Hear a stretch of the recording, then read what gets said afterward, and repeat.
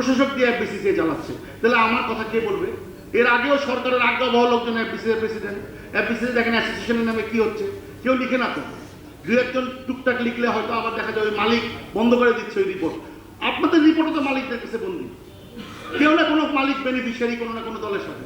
সুতরাং আমরা দেশ বিনির্মাণ করতে চাই, আমরা রাজনীতি করতে চাই না, আমরা ব্যবসা করতে চাই। আমাদের ব্যবসায়িক পরিবেশ এনশিওর করা হোক, আমরা যেন বারবার চাঁদাবাজি হয়রানি এর মধ্যে না পড়ি, আমাদেরকে তৈরি করা হোক। আমরা আমাদের রেভিনিউ দিব, শ্রম দিব, সব দিব, কিন্তু আমরা প্রতিদিন হয়রানি হব, প্রতিদিন নাজেহাল হব, বেইজ্জত হব। এই লজ্জা কোথায় রাখি?